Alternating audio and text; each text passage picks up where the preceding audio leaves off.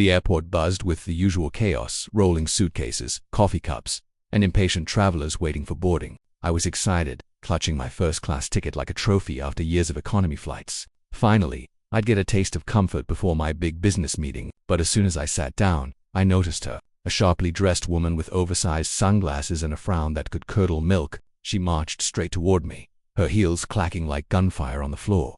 "You're in my seat," she snapped, glaring down at me. I glanced at my ticket, then at the seat number 1A.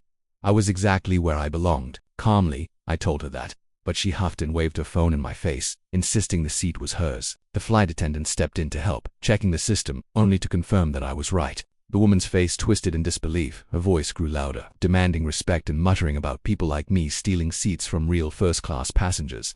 The entire cabin stared. I could feel my ears burn with embarrassment, but what happened next silenced the whole plane. The gate agent appeared, followed by the pilot himself. Everyone froze as the pilot calmly asked what was going on. The Karen launched into a dramatic rant, claiming I was refusing to move. The pilot listened quietly, then looked her straight in the eye and said something that made the cabin erupt in applause. That's when everything changed, and I realized that this flight was about to become unforgettable. The morning sunlight streamed through the vast glass panels of the airport terminal, flooding the concourse in a warm, golden glow. The rhythmic hum of rolling suitcases echoed through the polished floors as travelers hurried to their gates, their voices blending into a symphony of excitement, frustration, and caffeine-fueled chatter. I moved slowly, savoring the moment. For once, I wasn't running late, nor was I clutching a cramped economy ticket. Today was different. Today I was flying first class. That it felt like a small victory after years of business trips spent squeezed into middle seats, knees pressed against tray tables, and elbows trapped between strangers. My company had finally approved a first-class ticket for this important client meeting in San Francisco, and I wasn't going to let anything ruin it. I'd arrived early, checked in smoothly, and even had time to grab a croissant and a cup of freshly brewed coffee from a cafe near my gate. As I waited for boarding, I gazed out at the runway where planes shimmered under the sunlight. There was something peaceful about it. The calm before takeoff, the quiet before the chaos. I leaned back in my seat, scrolling through emails, when the boarding announcement crackled over the speakers. "Now boarding first-class passengers for Flight 218 to San Francisco." That was my cue. I stood up, grabbed my carry-on, and joined the short line forming at the gate. The gate agent scanned my boarding pass with a polite smile. "Enjoy your flight, Mr. Carter." "Thanks," I said, returning her smile as I stepped through the jet bridge. The faint hum of the aircraft's engines grew louder as I entered the cabin. Cool air, mixed with the scent of leather and disinfectant, filled my lungs. The first-class cabin gleamed wide seats, plush cushions, and crisp white headrest covers that looked too clean to touch. My seat, 1A, was by the window, directly at the front. I stowed my bag overhead, sank into the seat, and instantly felt the difference. Space, silence, comfort. I ordered a glass of orange juice from the flight attendant, who greeted me warmly. "Good morning, sir. Can I get you anything else?" "No, thank you," I replied. "This is perfect." As I took a sip, I couldn't help smiling to myself. The sun's reflection danced across the tarmac outside. A few more passengers filtered in quietly, settling into their seats. Everything felt orderly and peaceful until it deigned single quotes. It began with a sharp click of heels echoing down the aisle. I looked up. A woman in her mid-40s appeared at the entrance of the cabin, dressed in an expensive beige jacket and oversized sunglasses that she didn't bother to remove, even indoors. Her lips were pressed in a tight line, and she moved with the confidence of someone used to getting her way. The flight attendant offered her the same warm greeting she'd given everyone else, but the woman barely acknowledged it. She scanned the cabin once, and then her eyes landed on me. Her expression froze. "That's my seat," she said flatly, pointing at 1A. I blinked, unsure if I'd heard correctly. "I'm sorry. My seat," she repeated, now sharper. "You're sitting in it." I looked down at my boarding pass to double-check, though I already knew what it said. "This is seat 1A, I said calmly. "That's what my ticket says." She let out a short, incredulous laugh, as if I had just told her a joke. "There must be some mistake," she said, waving her phone. "I always book this seat. Maybe they upgraded you by accident." Her tone carried that certain type of arrogance, polite enough to sound civil, but layered with the assumption that I didn't belong there. The flight attendant, sensing tension, quickly stepped in. "Is everything all right, ma'am?" "This man," the woman said, gesturing toward me as though I were invisible, "is sitting in my seat. I paid for 1A. I don't know how he got it." The attendant checked her tablet, scrolling through the passenger list. Her voice remained calm but firm. "Ma'am, your assigned seat is 3C. The woman frowned, crossing her arms. "That can't be right. I always sit in 1A. "I understand," the attendant replied gently, "but according to our system, Mr. Carter here is assigned to 1A. You're welcome to take your seat in 3C. The woman's lips tightened. "I don't think so. I'm not sitting 3 rows back." I have status with this airline. Her raised voice began drawing attention. A few passengers nearby peeked over their seats, watching with quiet curiosity. I could feel their eyes on us, and I shifted uncomfortably, wishing this scene would end. "Ma'am," I said softly, trying to de-escalate, "maybe the gate agent can double-check your booking." She turned on me with a glare. "Don't tell me what to do. I've been flying first class for 20 years. I know how this works." The flight attendant gave me an apologetic glance, then radioed the gate. Within moments, a gate agent appeared, clipboard in hand. The Karen, because that was exactly what she was, immediately straightened, flashing a forced smile. "Finally," she said, "someone with authority. I'd like this resolved now. This man is in my seat." The gate agent looked at our tickets, checked the system, and frowned slightly. "Ma'am, it seems there was no mistake. You're booked in seat 3C. "That's impossible," she snapped, her voice rising again. "I paid for this seat." By now, the entire first-class cabin had gone silent. Even the economy passengers behind the curtain were craning their necks to see what was happening. I wanted to disappear into my seat, but the woman wasn't finished. "This is ridiculous," she continued, turning to the gate agent. "I'm a loyal customer. I've spent thousands of dollars with this airline. I deserve this seat more than he does." The agent's expression hardened slightly. "Ma'am, I understand your frustration, but this passenger has the correct boarding pass. If you can't take your assigned seat, we'll have to delay departure." The woman huffed loudly. "Unbelievable. You're really going to let this situation stand?" "Yes, ma'am," the agent said firmly. "We have to follow protocol." The woman's eyes narrowed. "Then get your supervisor, or the captain, someone who actually understands customer loyalty." The gate agent sighed quietly, but before he could respond, the cockpit door opened. Out stepped the pilot, toll.com, his presence commanding instant respect. His crisp white uniform glowed in the daylight pouring through the cabin windows. "What seems to be the issue?" he asked, his voice deep and even. The woman wasted no time launching into her story. "This man took my seat. I've flown this airline for years, and I always sit in 1A.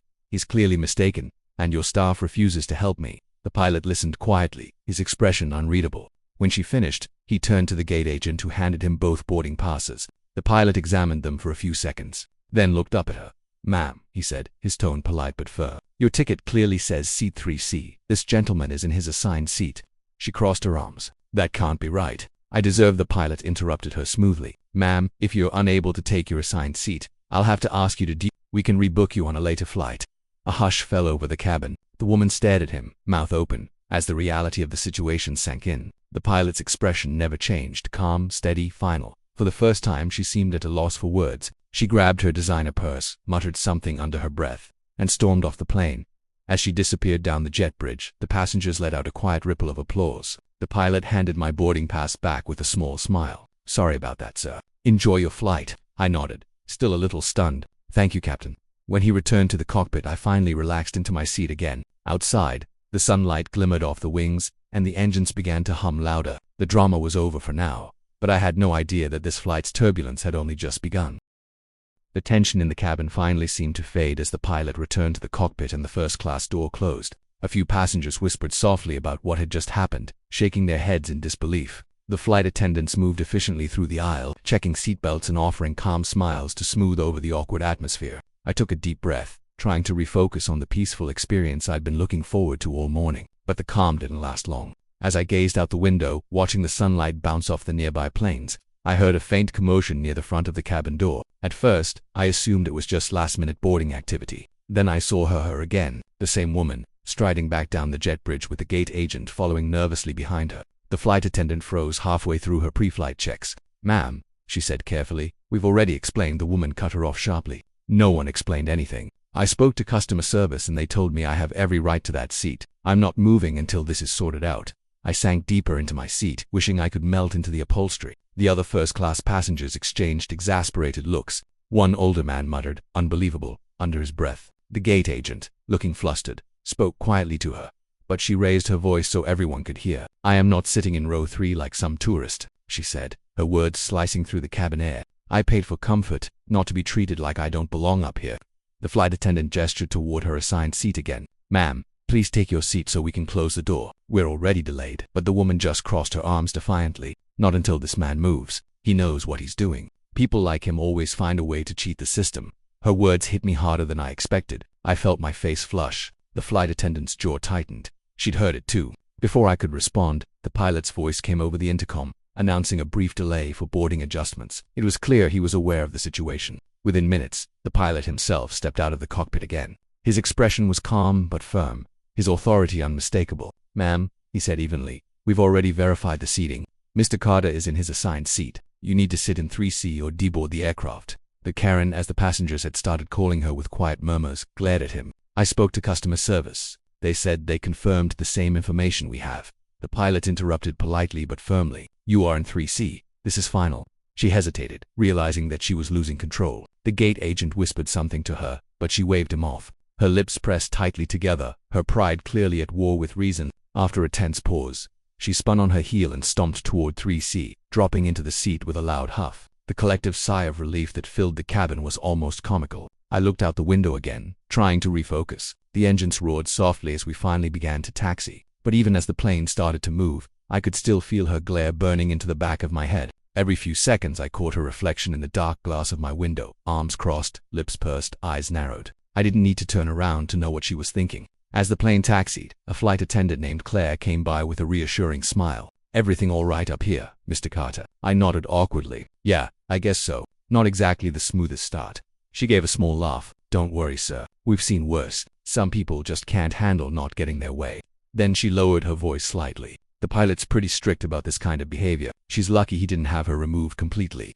I smiled faintly, but part of me still felt uneasy. People like that didn't just let things go. The takeoff finally proceeded smoothly. The plane lifted off into a clear blue sky, sunlight reflecting off the clouds below. For the first half hour it was quiet. The attendant served breakfast, a simple tray with fruit, yogurt, and warm croissants. I tried to relax, even reading a few pages from a novel I'd brought along. Then I heard a faint, irritated sigh behind me. "Excuse me," the Karen said loudly, waving her hand toward the flight attendant. "My seat won't recline properly."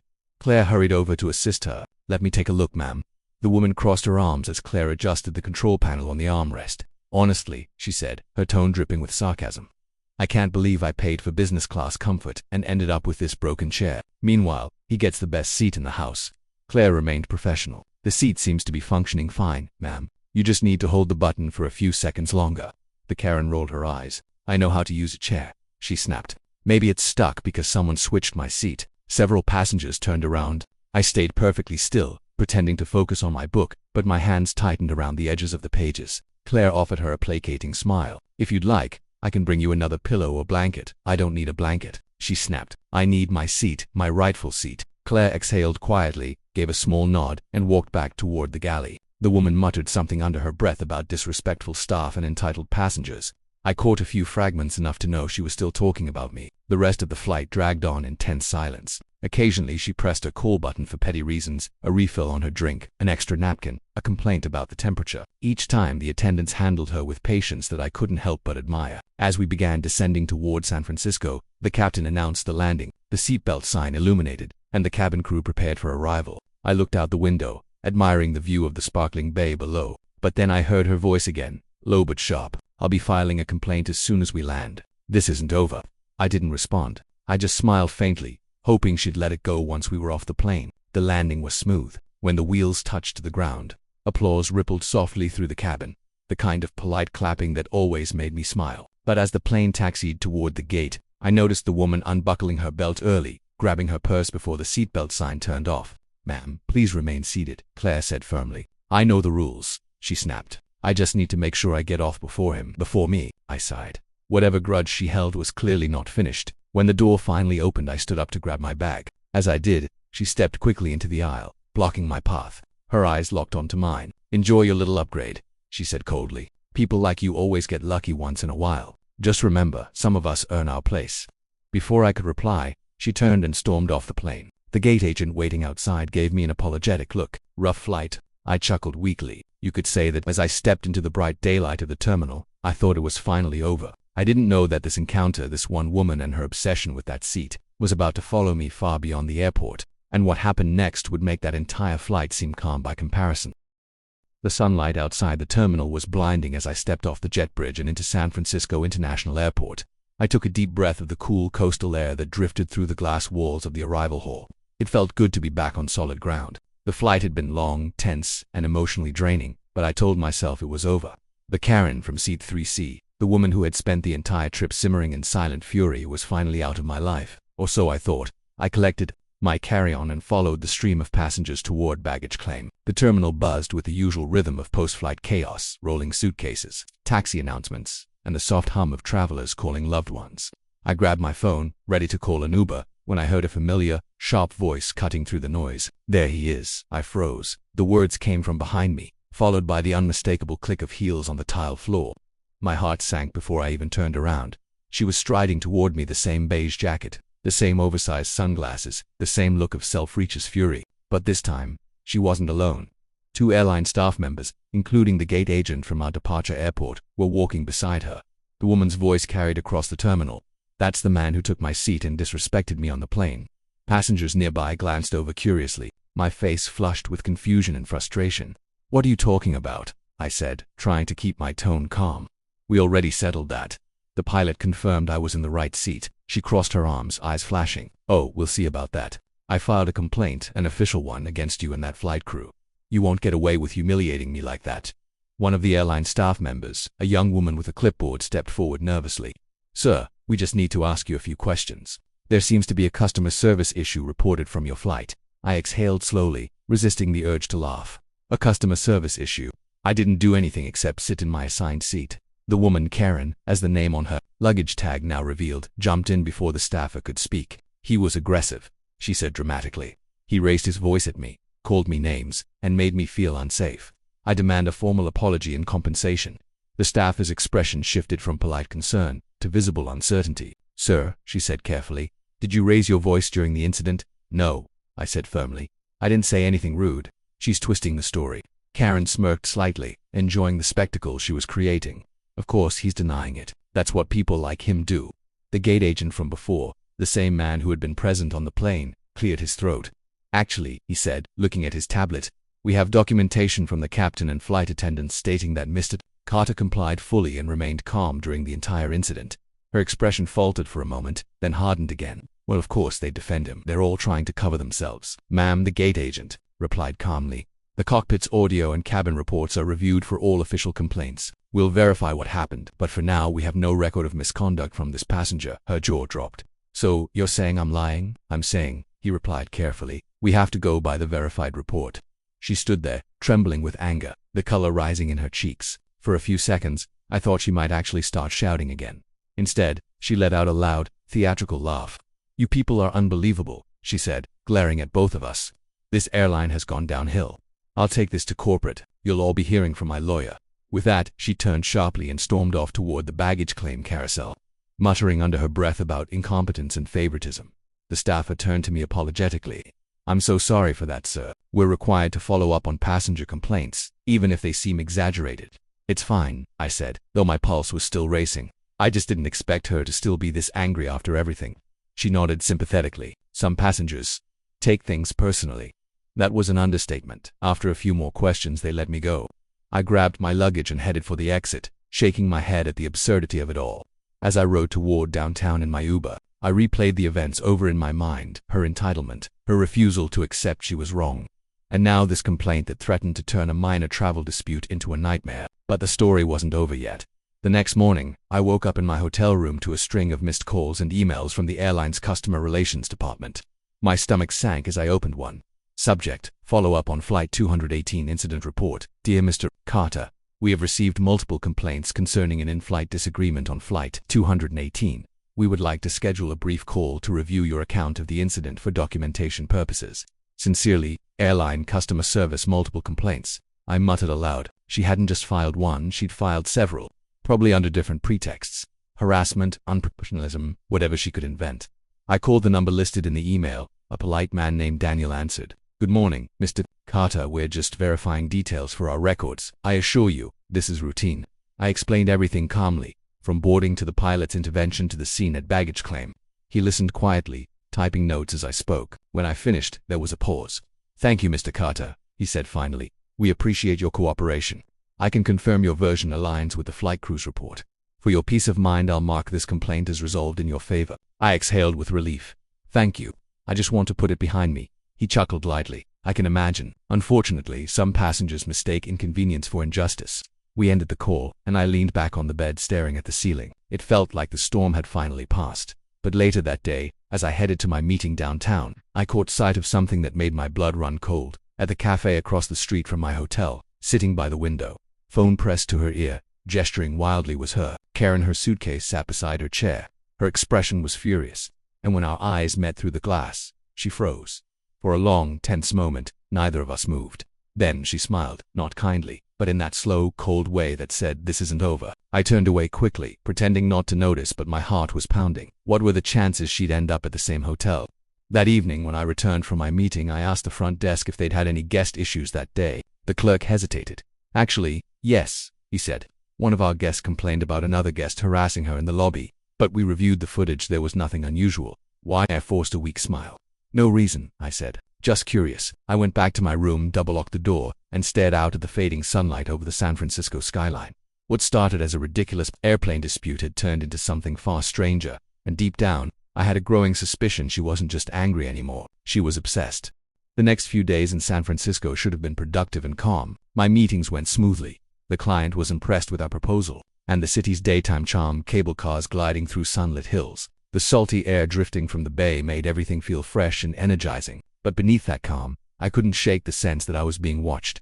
Every morning, I left my hotel with the same routine: grab coffee, check emails, then head to the office. And every morning I felt eyes on me. It started small: a familiar perfume in the hotel lobby, a silhouette in oversized sunglasses across the street. The rational part of me said it was paranoia. After all, I'd only seen Karen once since the airport incident. Maybe she had simply stayed at the same hotel by coincidence. But then the coincidences multiplied. On Wednesday afternoon, I ducked into a cafe downtown to grab a late lunch. I chose a quiet table near the window, ordered a sandwich, and began reviewing some notes for my next meeting. A few minutes later, the door chimed, and there she was again. Same beige jacket, same expensive sunglasses. She looked around, pretending not to notice me at first. But when our eyes met, her lips curled into a faint, knowing smile. I froze. She walked to the counter and ordered a coffee. Then, instead of leaving, she sat 2 tables away, angled just enough to face me. I tried to ignore her, focusing on my screen, but my hands were trembling slightly. Eventually, she stood up, walked past my table, and dropped a folded napkin beside my laptop without saying a word.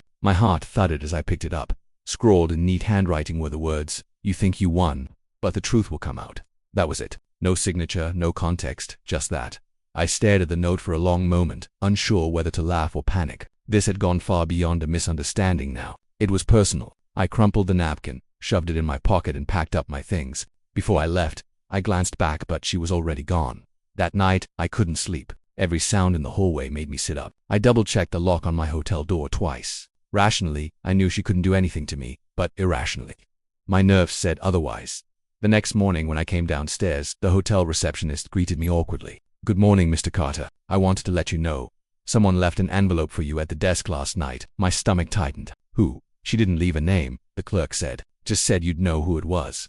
He handed me a plain white envelope. I opened it slowly. Inside was a printed letter. No handwriting this time, just a typed message. "Mr. Carter, you embarrassed me in front of dozens of people. You humiliated me on that plane, and everyone thinks I was wrong, but I know the truth. I've spoken to corporate, and I've filed another complaint. I won't stop until you lose everything you took from me. You may think you're the victim here, but soon everyone will know what you did." My hands went cold. I handed the letter back to the receptionist. "Did she say anything else?" He shook his head nervously. "Only that she was staying here for another few nights." "Should I call security?" "Yes," I said quickly. "Please. And if she comes back asking for me, I'm not available." The staff agreed to alert hotel security, and I headed to my office downtown, my mind racing the whole way. I considered calling the police, but what would I tell them? That a woman I met on a flight was sending me creepy letters and notes? It sounded absurd. Still, I decided to inform the airline. I called the same representative, Daniel, who had handled my case earlier. His calm voice on the line was a relief. "Mr. Carter," he said, after hearing my story, "this is concerning. I'll flag her profile in our system. If she tries to contact our staff or files additional false reports, we'll take action." "Can you stop her from contacting me directly?" I asked. He sighed. "Unfortunately, outside of airline communication, there's little we can do. You might consider a restraining order if this continues." A restraining order against a stranger I'd known for less than a week. The thought made me dizzy. But Daniel was right. If this didn't stop soon, I'd have no choice. That afternoon, my phone buzzed with a private number. Against my better judgment, I answered. "Hello." A pause, then her voice. "So now you're calling the airline again?" I froze. "Karen, you really think they can protect you?" She hissed. "You think you're the hero, but you're not. You lied about what happened, and you turned everyone against me. I just wanted my seat, and you made it a scene. Karen, listen, I said firmly, trying to stay calm. You need to stop this. Whatever grudge you have, it ends now. You can't just follow me around. Oh, but I can, she said quietly, her tone almost playful now. You see, people like you never understand consequences until they're forced to face them. Then the line went dead, my stomach churned. I immediately blocked the number, but my nerves wouldn't settle. I reported the call to the hotel manager, who arranged for security to patrol the halls near my room. I even switched rooms that evening, just in case she somehow knew where I was staying. The next morning, as sunlight poured through my new window, I told myself it was over. She couldn't possibly know which room I was in now. But when I opened the door to grab breakfast, my heart nearly stopped. A room service tray sat on the floor outside, except I hadn't ordered anything. On the plate was a single folded napkin. My hand shook as I opened it. You can move rooms, but not the truth. I stumbled back, slamming the door shut. Panic surged through me. How did she know? Had she bribed a staff member? Followed me somehow? For the rest of the day, I barely left the room. I canceled my dinner meeting, ordered food upstairs, and called Daniel again to inform him of the escalation. He promised to send the airline's legal department a full report. That night, I heard footsteps outside my door, slow, deliberate, pausing every few steps. I held my breath, peering through the PEEPHOLE. Nothing, just an empty hallway. Maybe it was a staff member, maybe a WASN single quotes T. When morning finally came, I packed my bags. I checked out early and booked the next available flight home. As I wheeled my suitcase through the bright terminal, my eyes scanned every reflection, every face in the crowd. I didn't see her, but that didn't comfort me before boarding. I handed the airline security team copies of the notes and letters. They assured me she was now flagged permanently. As the plane lifted into the sky, sunlight spilling across the cabin, I tried to convince myself it was over for good, but deep down, I knew better. People like Karen didn't disappear. They waited calm, quiet, and patient until the perfect moment to strike again, and something told me my story with her wasn't done yet. The return flight home was supposed to be my escape, the moment I left the madness behind. The morning air was cool, the sun high over San Francisco International Airport, and the crowd bustled with that ordinary travel chaos that should have felt comforting. But as I rolled my suitcase through the terminal, I couldn't shake the familiar chill that crawled up my spine. Every voice over the loudspeaker made me flinch. Every glance from a stranger felt deliberate. I arrived early for my flight, determined to stay visible and alert. I checked in at the counter and even asked the gate attendant if they could confirm the passenger list for my flight. The woman at the desk gave me a sympathetic smile but shook her head. "I'm sorry, sir, we can't disclose that information." "Right," I muttered. Of course, still, she must have noticed my unease. "Is something wrong? You look a little pale." I hesitated. "Just had some trouble with another passenger on a previous flight." "I'm being cautious," she nodded knowingly. "You'd be surprised how often that happens. Don't worry, the pilot and security are always on call if you need them."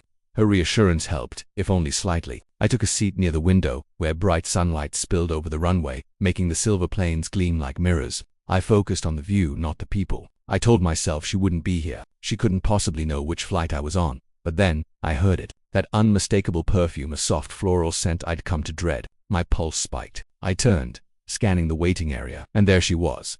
Karen. She stood near the coffee kiosk, sunglasses on, her blonde hair pulled back neatly, expression unreadable. She wasn't even trying to hide. When our eyes met, she tilted her head slightly, as if amused by my reaction. I stood, my voice low but trembling. "What do you want, Karen?" She didn't answer, not directly. Instead, she smiled faintly. "You think this is over? You tried to ruin me, but the truth has a way of surfacing." "I didn't ruin you," I snapped, keeping my voice quiet enough not to draw attention. "You did that to yourself when you tried to take something that wasn't yours." Her face twitched, but her composure returned quickly. "You humiliated me in public. I lost my upgrade because of you. Do you know how that feels?" I blinked in disbelief. "You've been following me across the country over a seat." She stepped closer. "It wasn't just a seat, it was respect. Something you people think you can take from anyone you choose."